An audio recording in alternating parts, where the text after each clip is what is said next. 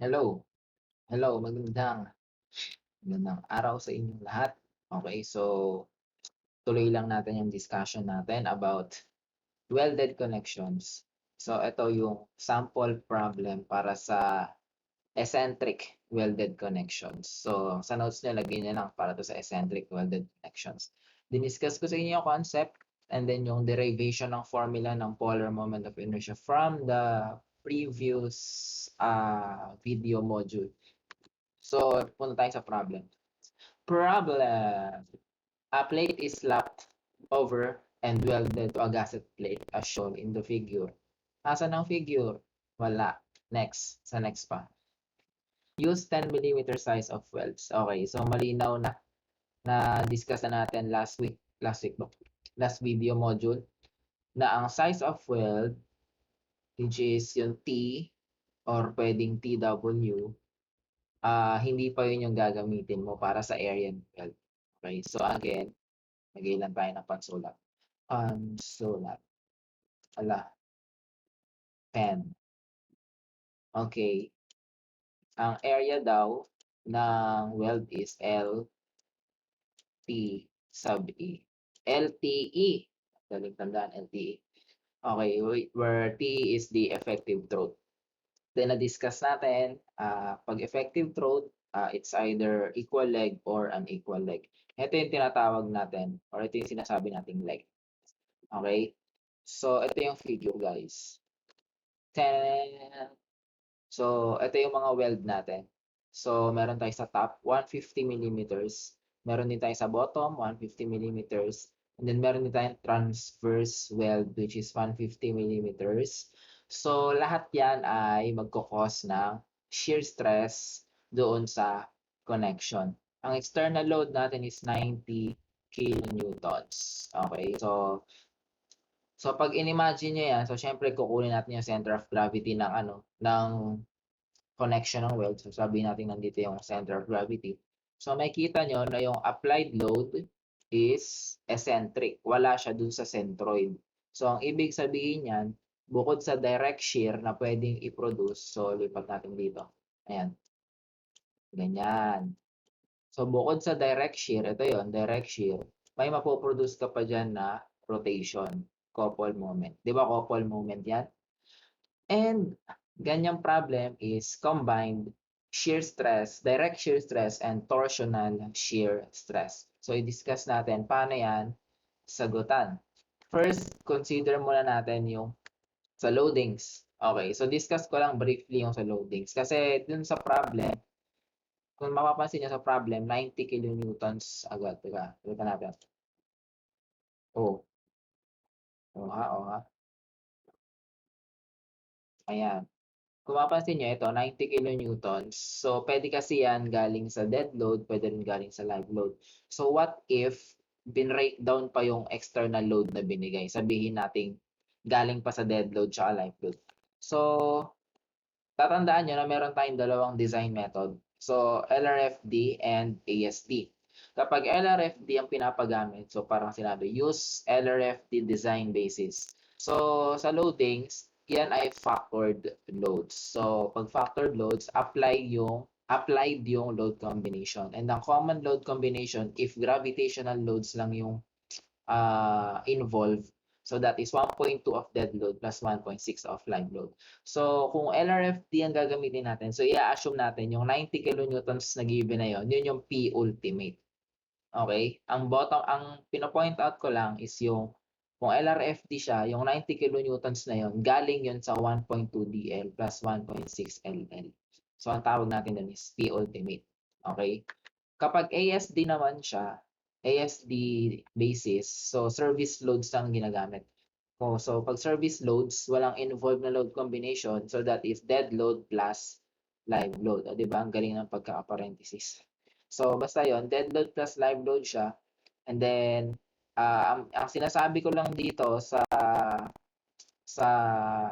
equation na to is, yung 90 kilonewtons na given, kung ASD siya, yan ay galing lang sa sum up ng dead load tsaka live load. Okay?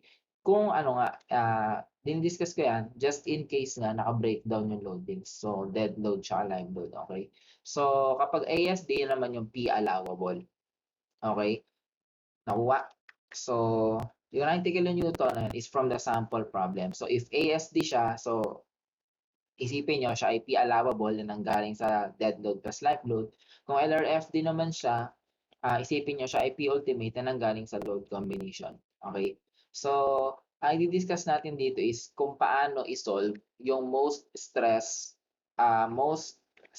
segment doon sa weld.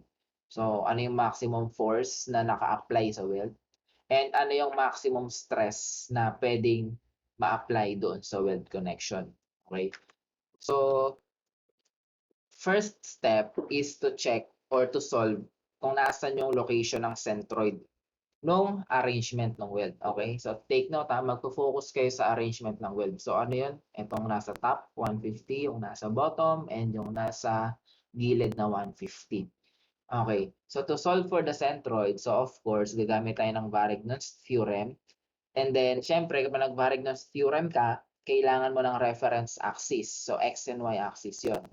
Okey, so eto ang magiging solution.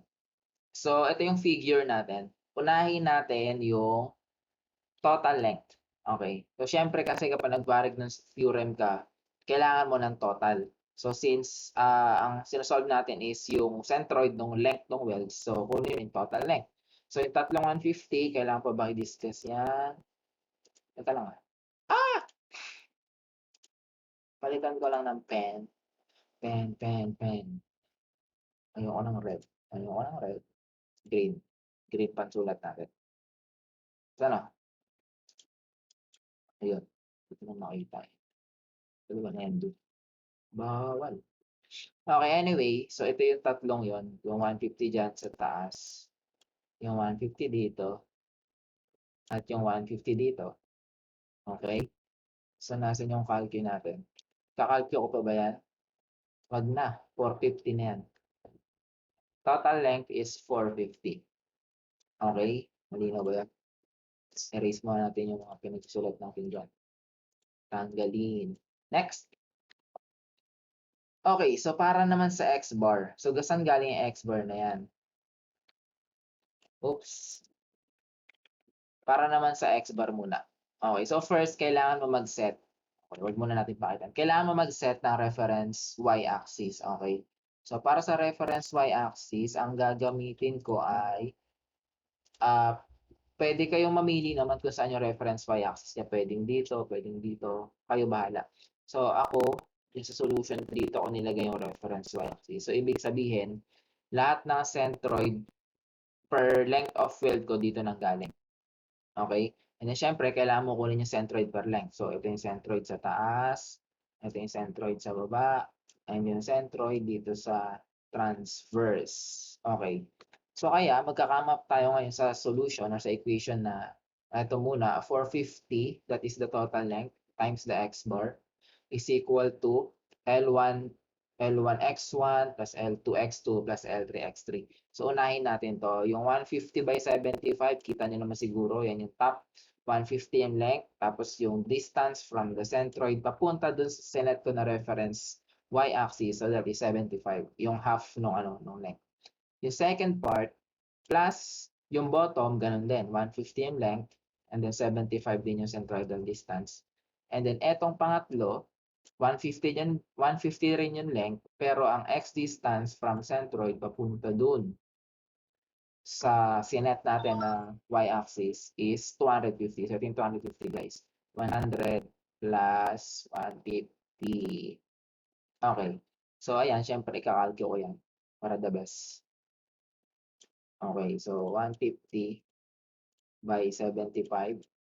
Tapos, nakakapagod mag-type. So, times 2 ko na lang yan. Times 2. Tapos, plus 150 by 250. Oh, tama ba yung type? And then, divide mo ng 450. So, may na-solve na tayo na x-bar na equal to 133.33. So, yun na yung sagot. Okay, 133.33. Okay, so tanggalin natin yung sinulat ko yan. Uy, ay matanggal. Okay. Tanggalin natin yan. Next. Para naman sa Y-bar. Okay. Sa Y-bar naman, mag-set ka ulit ng reference. So this time, reference ano naman? Reference x-axis naman. So, ang sinet ko dyan, sa bottom naman. Okay, so sa bottom tayo mag-set. Ito yung reference x-axis natin. Tapos ito yung centroid ulit sa top. Okay. So, ang magiging solution, again, total length 450 times y-bar. And then, first, unahin natin yung top weld. 150 yung length. Tapos, itong distance na to, papunta dun sa reference axis. So, that is 150. Okay? So, neglected pa dito yung thickness kasi maliit na strip lang naman yan. So, pag nag-solve kayo, okay na yan, ganyan. Huwag nyo na i-consider yung thickness. Though, alam natin may thickness pa yun, di ba? Parang ganito. May thickness pa yun. Tapos, andito yung centroid. So, isipin nyo, may 150. Tapos, ipa-plus ko pa yung kalahati. So, no need to do that. Okay? Kasi maliit na value na lang naman. Okay. Okay, next. Yung next naman na part is yung bottom weld. Nakikita nyo ba? Nakikita nyo. Ito yung first part, 150 by 150. Second part, 150 tapos 0. So, since ito yung ginawa nating reference axis, at andyan din yung centroid, so wala siyang y distance. And then yung last, yung transverse, 150 yung length. And then itong distance na to, ito ay 75. Okay. So, solve mo na yan. Kakaroon ka ng 150 by 150. Tapos, hindi ko na ito ita-type. 0 lang yan. So, punta agad tayo sa pangatlo. 150 by 75 equal to 33,750. And then, divide natin ang total length na 450. So, that is equal to 75. Okay? 75. O, tama naman, 75. Or, kung napansin mo agad, sa simula pa lang, napansin mo agad, by inspection, buburahin ko muna lahat, ha? Tanggalin muna natin lahat. Okay, so kung napansin nyo na by inspection, kapag hinati ko yung, kung mag-focus lang kayo sa welds, okay, focus lang kayo dito sa welds, okay, sa welds, ayan, clear ko muna yan, gawin kong pula yan, gawin natin itong pula, ang hirap ng drawing, pula, okay, ayan. So, focus lang kayo sa mga pula na yan, and then, kung na-imagine nyo, na kapag hinati ko dito sa gitna, yan, hinati mo sa gitna, symmetrical lang yung top tsaka bottom, di ba? Yung top, ayan, 75, 75. Tapos ito, 150, 150, same equation. So, since symmetrical lang siya, makakapag-conclude ka na ito na yung neutral x-axis. Okay? Yung neutral y-axis, kapag naghati ka sa gitna, ayan, hindi siya symmetrical. Bakit hindi siya symmetrical? Yung kaliwang side mo may weld, yung kanan wala. So, kailangan mo isolve yung 133.33. Pero 75, pwede mo na yun ma-obtain by inspection. Okay, so ganun lang naman ang technique sa centroid. Okay. Pero kung hindi nyo napansin agad, okay lang din naman yun. Ma-solve nyo pa rin naman na nandun lang siya sa gitna. Okay. So, okay na tayo sa first part. Nakuha na natin yung centroid of the weld arrangement. Next. Okay. So, bale, ito yon yung nangyari. Ito yung reference y-axis natin. Gawin ko lang muna tong laser pointer para the best. Ayan, laser pointer. Ito yung centroid natin, assumption. So, ang x-bar natin is 133.33. So, malinaw naman, yung 133.33 na nakuha natin, yun ay distance from the reference y-axis. So, ito yung reference natin. And then, ang reference x-axis natin is nasa bottom.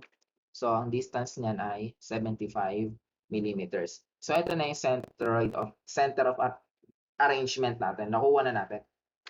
Okay, so isolve na natin yung mga stress. Okay, so unahin muna natin yung direct shear. So, due to direct shear alone. Okay, so kung mapansin nyo, pababa yan na 90 kilonewtons. So, pag direct shear, isa-solve mo lang dyan is yung P over L. Okay, mag-solve ka lang ng force over the length of the weld. Okay? So, unahin muna natin yung mga external force given. For Py, ayan, 90 kilonewtons. Hindi ko lang nailagay yung direction, pero kita nyo naman dito sa figure, pagbaba. And then, external X natin is 0.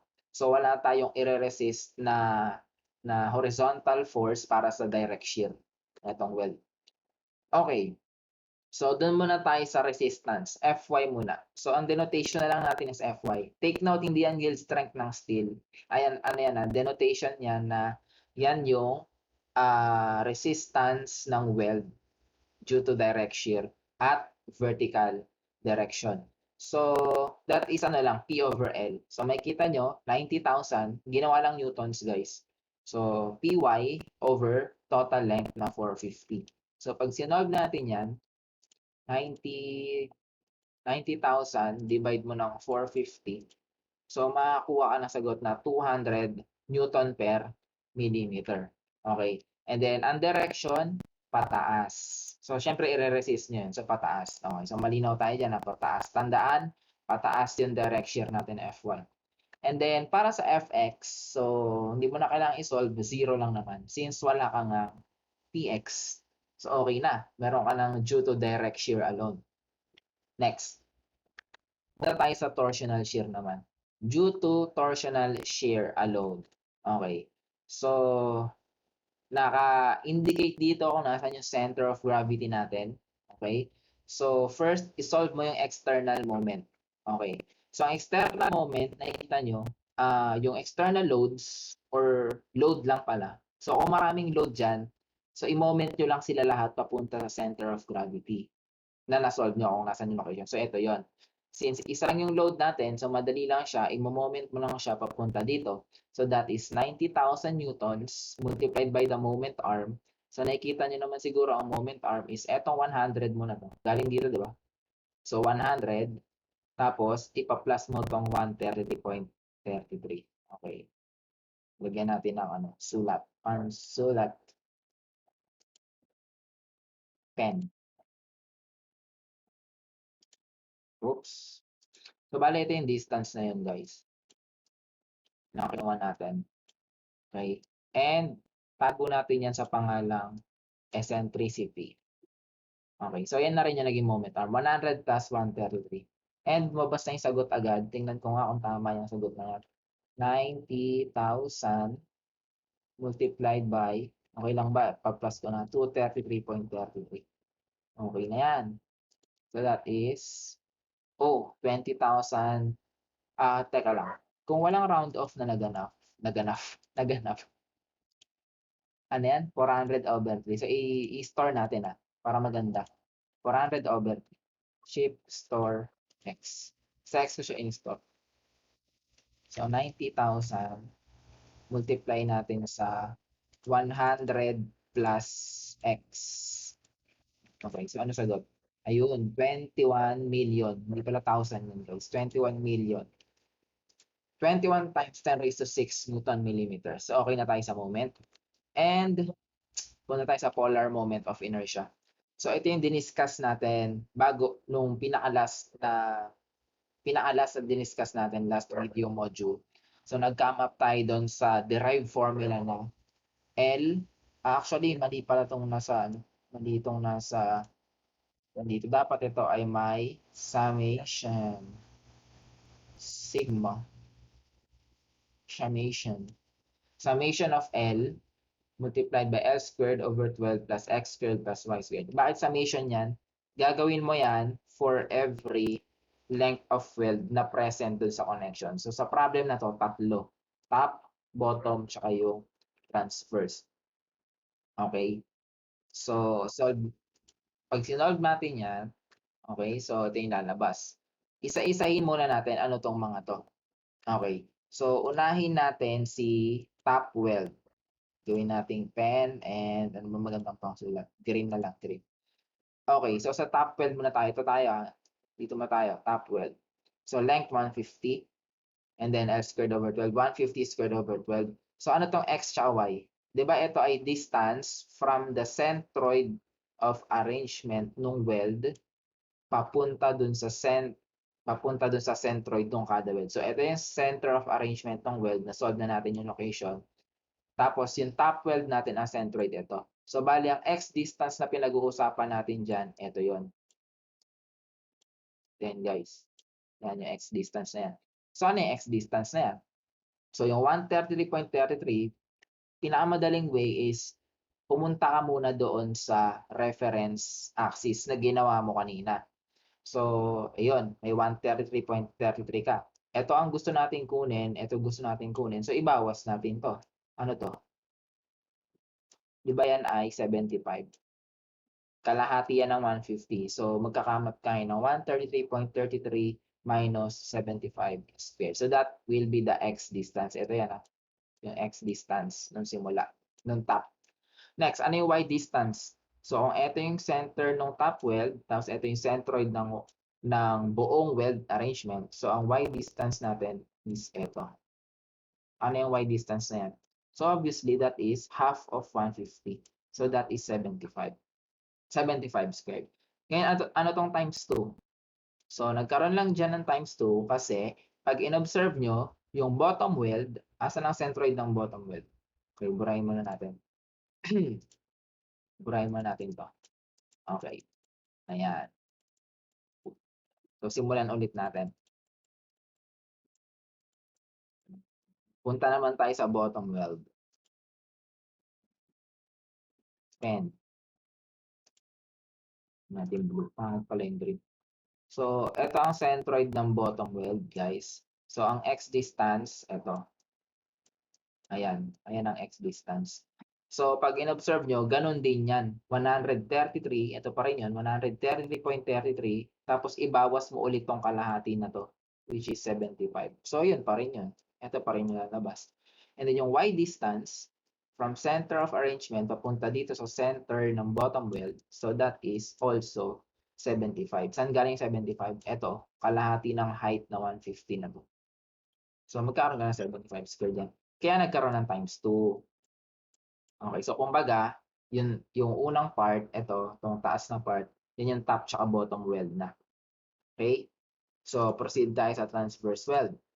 So, para naman sa transverse, burahin. Okay, so para naman sa transverse weld, so ang centroid niyan is ito. Drawing natin. Ito ang centroid niyan. Okay, tama ba? 75 to, di ba? Ay, ang gitna niya 75 rin. So, ibig sabihin, ang neutral x-axis niyan magko-coincide. Tama? So, unahin muna natin, length, 150, and then L squared over 12, plus x distance. Nakikita nyo naman siguro, ito ang x distance na kailangan natin isolve dyan. Yan. Ano yung x distance na yan? So, again, mag-reference ka dun sa axis na ginamit natin kanina. Dito, itong part na to, dito ka mag-reference. So, makikita mo dyan, 100 plus 150, yun ang distance ng centroid papunta dito sa reference y-axis. So, that is 250. And then, yung 250 na yun, kumbaga, ito yung 250, yung 250 na yan, bawas mo tong 133.33, na-imagine nyo naman siguro, ito, bawas mo to, matitira na to x. So, kaya ang magiging solution mo sa x is 250 minus 133.33 squared. And then, bakit 0 yon? Y distance. Meron ba tayong nakikitang y distance na itong dalawa? So, since nag-coincide sila sa iisang x-axis, so wala silang y distance. Okay? So, ma-solve na natin ngayon yung polar moment of inertia. Pero, syempre, this is modified. Modified yan, kung nakinig kayo ng last session, ang original yan, meron pa dito thickness talaga. Diba? Meron pa thickness talaga dito, LTE. LTE yan eh. Meron pang thickness dyan. Ngayon, minodify natin para maging load per length ng weld, tinanggal natin to thickness muna na yan. So, nagtanggal ka ng isang unit dimension. Di ba, ang unit talaga ng polar moment of inertia is ano? Mm to the fourth. Yan talaga ang unit niyan. Since nagtanggal ka ng isang unit dimension, which is yung thickness, minodify natin. So, ang magiging unit nito is mm cube na lang. Okay, so malinaw naman tayo doon. Solve na natin siya. So, 150 multiplied by 150 squared, diba, over 12, plus quantity, 133.33 minus 75 squared, tapos plus 75 squared ulit, tapos ita times 2 na lang natin, times 2, plus 150 ulit, multiplied by 150 squared over 12, and then plus 250 minus 133.33 squared, and then di ko na ita-type yung 0 since 0 lang naman. So the answer will be this one, 559,3750. Oops. Ayan, so tingnan nga natin kung anong sagot. Ay, teka, erase muna natin. Nakikita nyo na yan kanina. So ayan, ito ang sagot guys, 5593.75. Sa calculate natin, gawin lang natin scientific notation.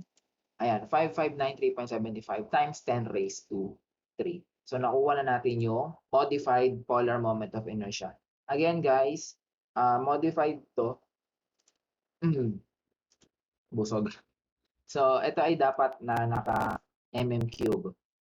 Or pwede rin naman yan mm to the fourth. Basta alam mo na naka ano yan, naka per thickness. Okay. So ayan. So na natin yung next. Okay. So since alam na natin yung polar moment of inertia at external moment, so kailangan nating alamin ngayon is nasaan yung most stressed segment sa weld. Okay. So kung mapapansin nyo, yung na-solve natin kanina is clockwise. Tama ba? Balik tayo. Balik tayo. Obvious naman, no, di ba? Yung 90, balik tayo ng laser pointer.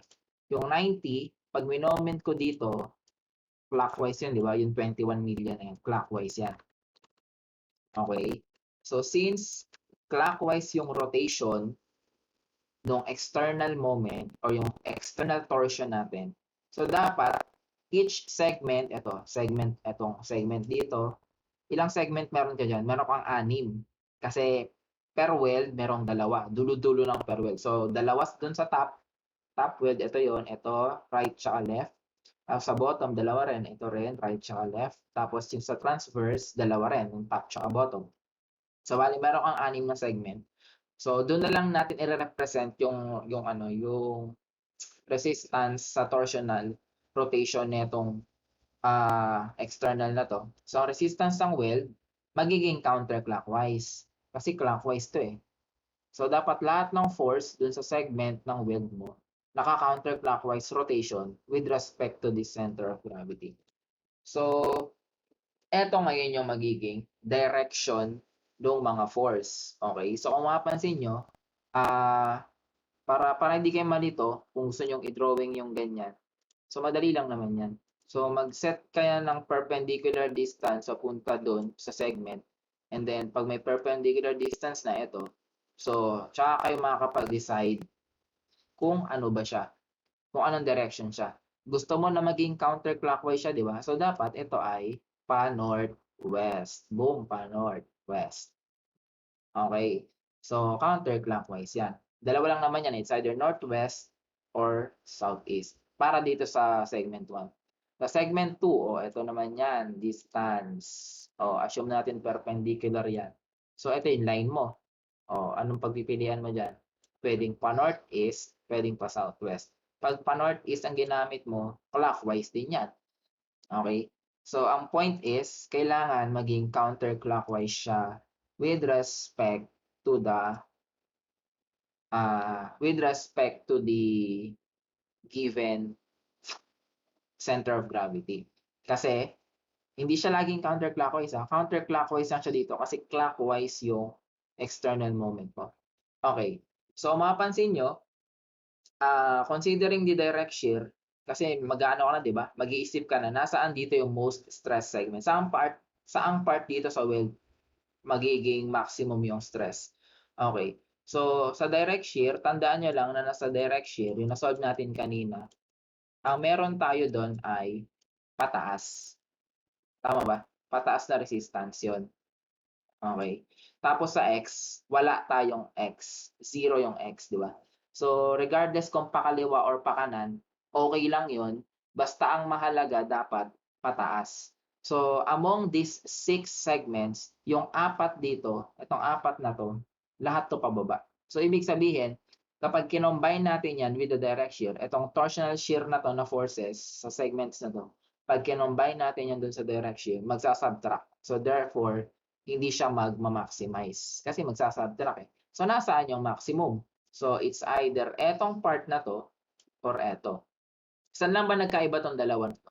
Nagkaiba lang to sa horizontal direction. Ito pa east. Mali. Ito ay pa west. Pa west. Ito ay pa west, tas ito pa east. Okay? Pero in terms of vertical direction, pareho silang pa north. Pa north. Okay? So, pareho silang pa north. Ito, tapos yung direct shear mo, pa north din. So, mag-a-add yung mga pa north na yan. Okay? So, mag-a-add sila. Mag-maximize ngayon yung force mo. So, since 0 ngayon sa direct shear, okay lang na pa left to, ito pa right. So, ibig sabihin, equal lang ng stress. Bottom line, equal lang ng stress yung nandito at saka yung nandito. Okay? Equal lang.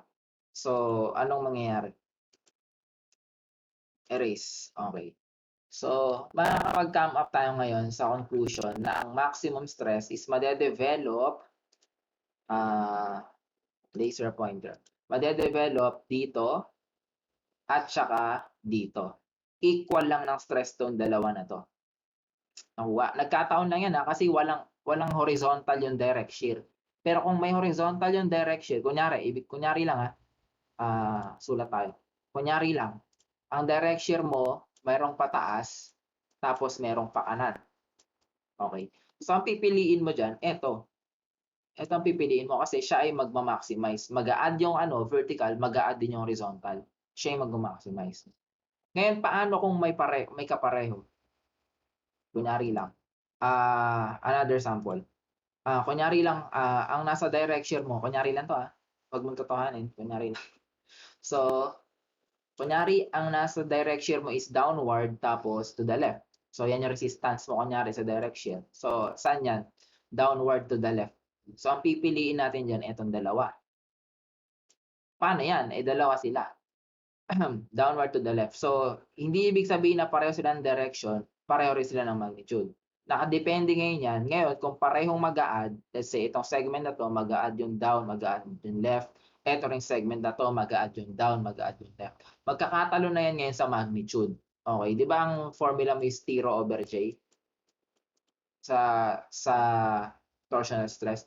So, magiging factor ngayon yung rho, yung radial distance. So, kung pareho na sila ng direction, itong dalawa, pagpipilian mo. Ngayon, para malaman mo kung sino sa kanila yung may mas malaking stress, so piliin mo yung may mas malaking radial distance. Piliin mo kung sino yung mas malayo sa centroid. So, ito, yan ba? O ito. So, mukhang magkakamap ka na ito yung mas malayo, no? Okay, so ganun lang mag-trace kung nasaan yung maximum stress. So sa case na to, napag-isip-isip natin na ito at saka ito. Kasi vertical lang naman. Ngayon, sabi ko, di ba? Sabi ko maging equal ang stress diyan. Kasi nagkataon, equal lang din yung radial distance. Magkasing layo lang rin. Kasi nga, symmetrical. Nasa gitna lang to, di ba? 75 yan. 75 yung taas. O di pareho lang sila ng y distance, 75, 75. Tapos yung x distance nila, pareho ring 133. Okay, so kahit sa alin nila dalawa, yun yung magiging most stress part. Okay, so due to torsional shear so isolve na natin. Ang external moment na na-solve is 21 million Newton mm. And then ang polar moment of inertia natin modified. So ayun, naayos na natin. Ginagawa na natin siyang cube, mm cube. Pointer muna tayo. Nagawa na natin siyang mm cube. So, and then nag-come up na rin tayo sa kung nasan yung most stress segment ng weld. So, itong dalawa yun, yung may red dyan. Okay? So, next thing is to solve for the, tawag dyan, to solve for the resistance. So, meron tayong Fx tsaka Fy. Okay? So, palitan ko ng pansulat. Kunyari lang, itong nasa taas. Nakita natin kanina na ang direction ng resistance niya is pa ganito. Pa northwest. Tama ba? Yan yung magiging counterclockwise rotation papunta dito sa center of gravity. Okay. So, unahin natin yung Fx niya. Baguhin ko na yung kulay. So, tataas ko dito para hindi na nagkakalituan. So, ganito ang magiging components niyan. Pa west at saka pa-north. Magandang combination, pa-north na pa-west. Okay? So, kung gusto mong kunin yung Fx, di ba T rho over J lang? O di ito yun yung Fx. Ayan. So, ang T mo, ang torsion mo, yung external moment, so that is 21 million. Ito yun.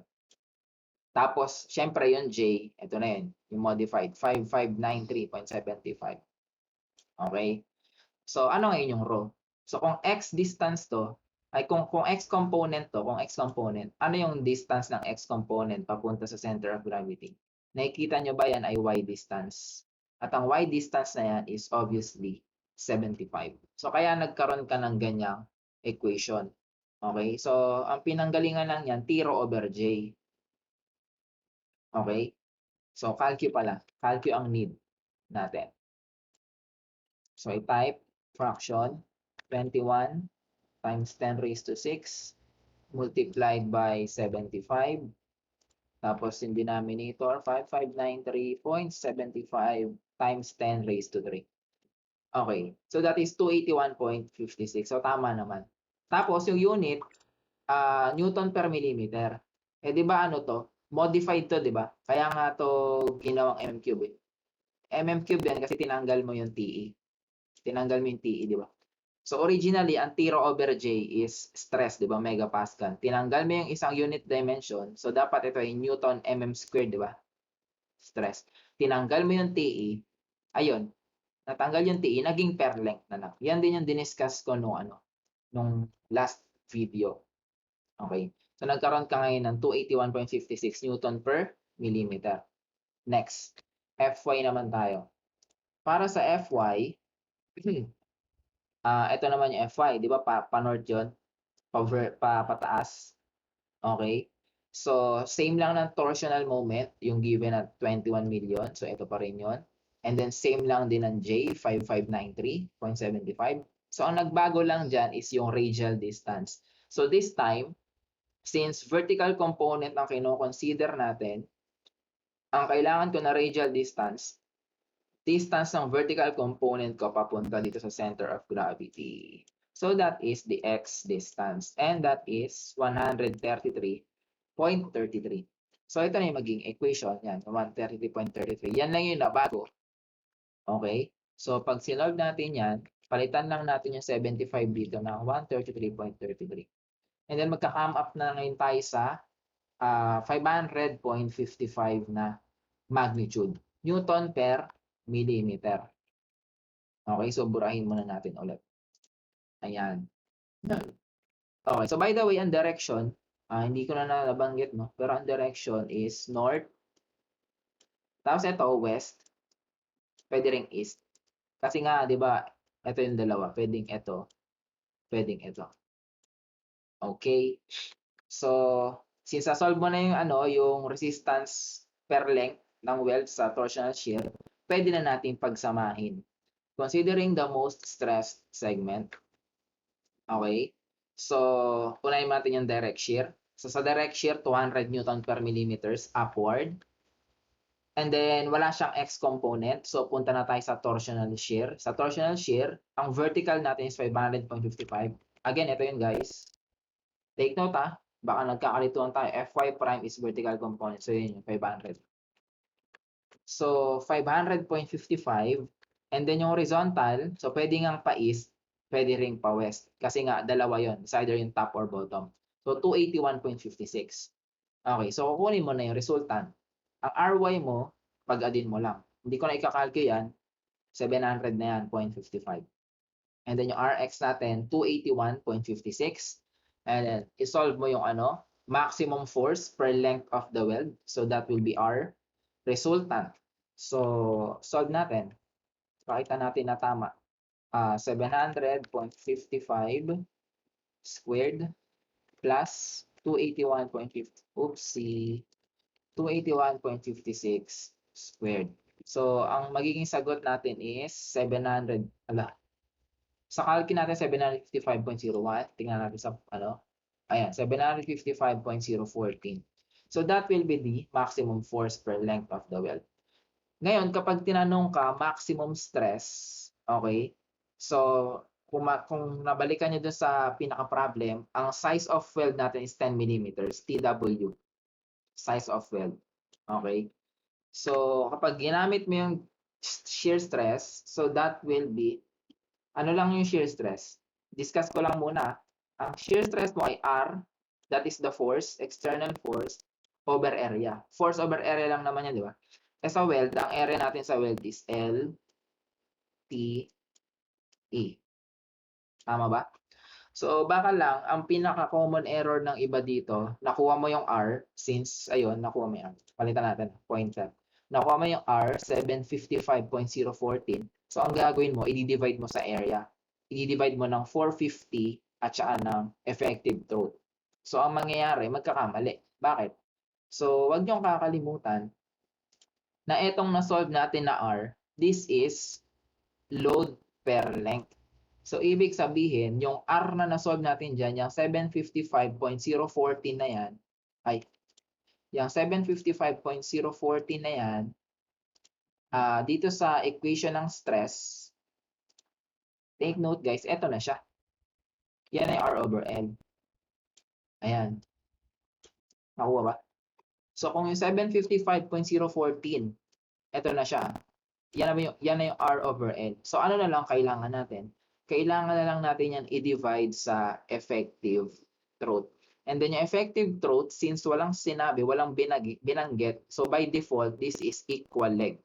And kapag equal leg, na-discuss natin previously, ng equal leg sa welds, magkakaroon ng effective throat na 0.707 times the size of the weld. So that is 0.707 of 10.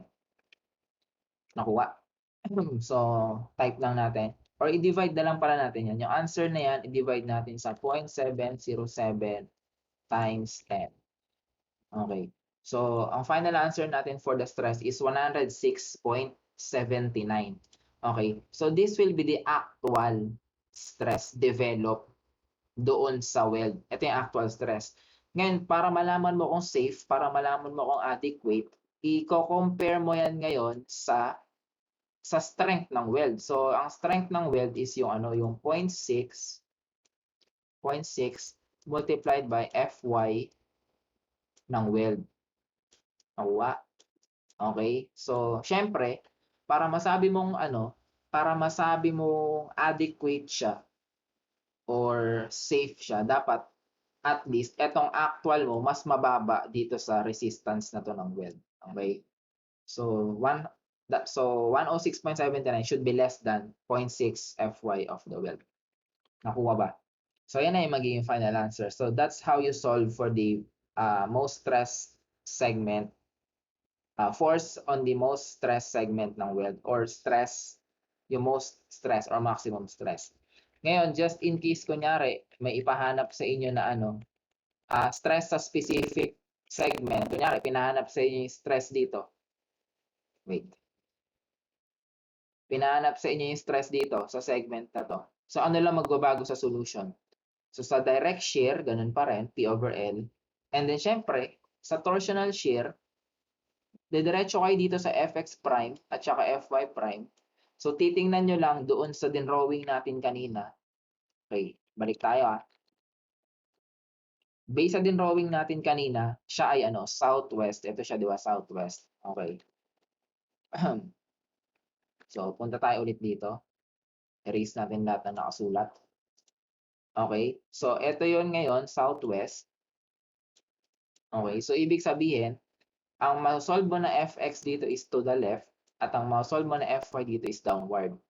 How to solve for the magnitude? So, ganun lang din. External moment, tapos J yung denominator, tapos yung radial distance, magbe-base ka ngayon sa segment na to. Ano radial distance? Distance ng x component papunta sa center of gravity, so that is 75. Okay, so ganun pa rin, 281.56. So magbabago ngayon yung Fy. Kasi sa Fy, ang maging radial distance, eto na ang maging radial distance.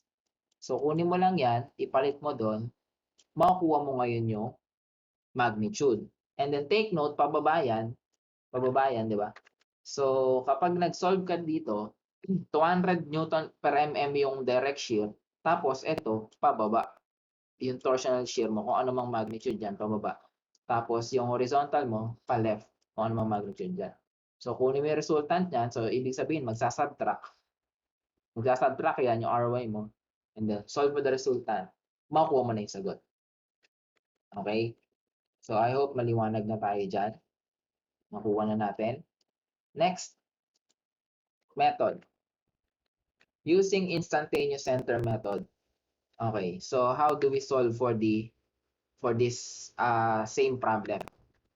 Okay, so first, ganun pa rin, centroid of the weld arrangement. So, katulad lang to kanina, walang nagbago. Na all. Na all, di nagbabago, di ba? So, ayan. Moment. Okay. So, makukuha mo yung external moment, that is 21 million. Alam natin that is clockwise. So, second step is to solve for the location of the instantaneous center. Pareho lang to dun sa bolted connections. So, kung sa bolted connections, that is J over NE. Sa welded connection, that is J over total length times E. Ano yung E? Yan yung eccentricity mo. Yung J, yung polar moment of inertia. Okay.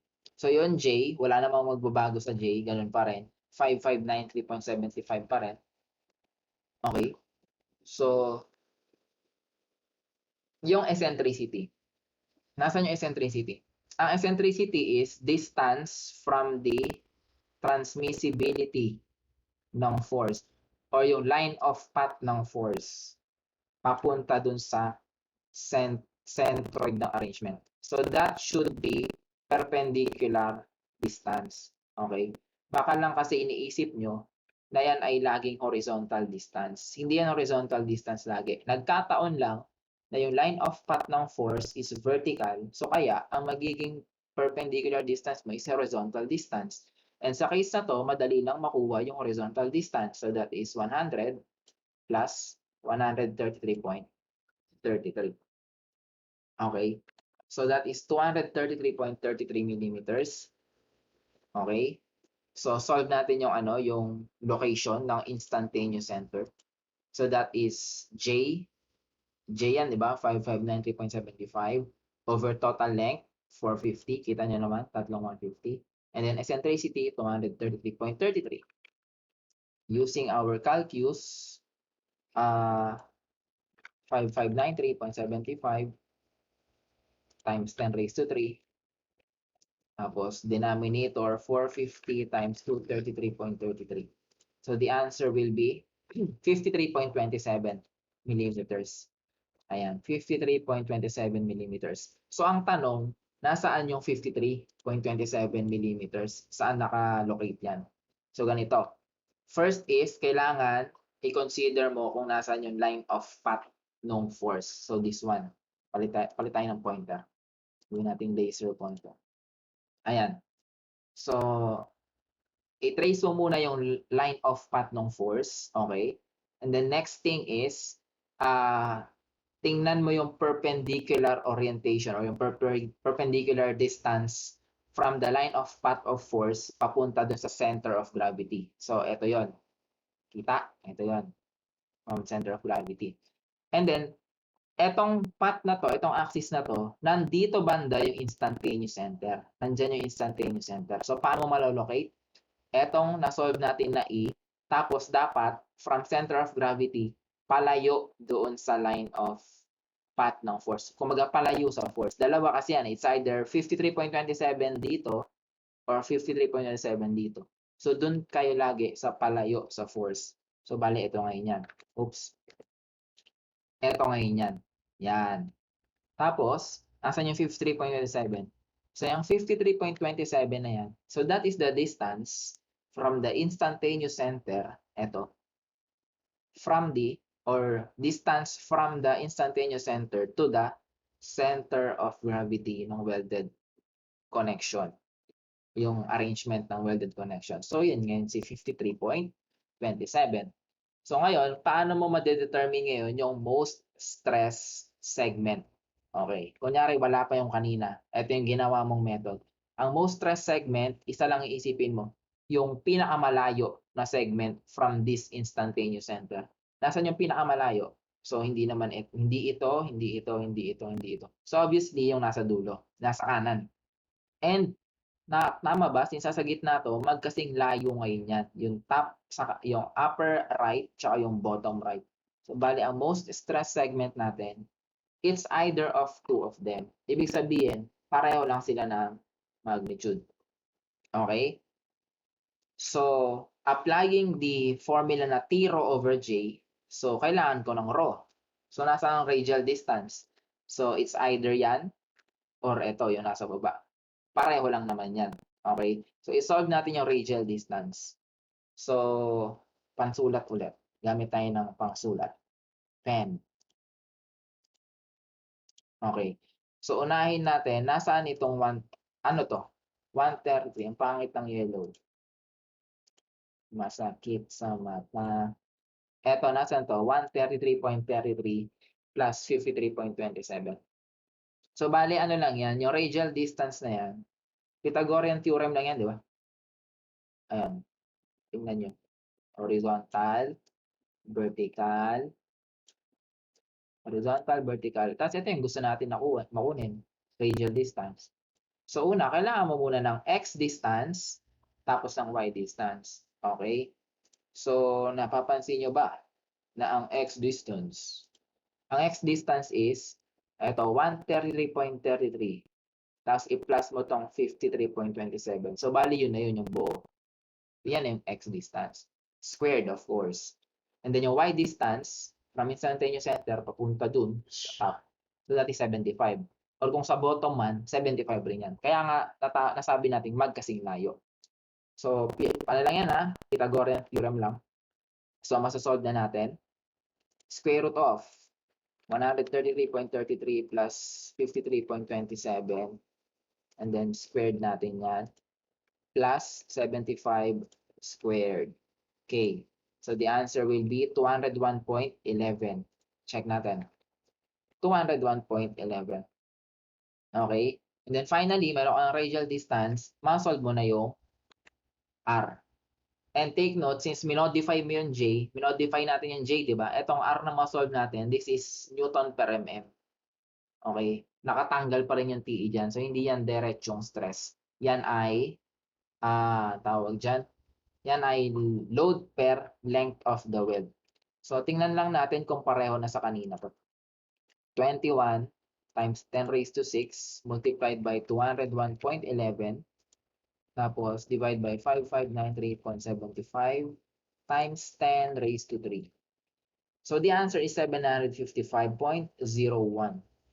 Tingnan natin. 755.01 Newton millimeters. So, tingnan natin. Pareho ba sa kanina? Ibang layo. Balik, balik. Balik, balik, balik, balik. Ayan. Ayan o, 755.014. So, yung discrepancy sa values is siguro dala lang to ng rounding off. Okay? So, ayan yung dalawang method para sa pag-solve na stresses sa weld connections. And syempre, itong specific na topic na to, itong specific na problem na to, this is combined shear and torsional stress. Okay, so direct shear stress tsaka torsional shear stress yung combine. Okay, so if ever meron pa time for this sem, so i-discuss ko rin yung direct shear at saka bending naman. Kasi dalawa yan eh. Torsional moment to eh. So pwede kasi magkaroon ng bending moment. Direct shear tas bending. Tas meron din action. So kung may time pa, din-discuss natin yun. Pero ito yung pinaka basic na dapat yung maintindihan sa welded connections.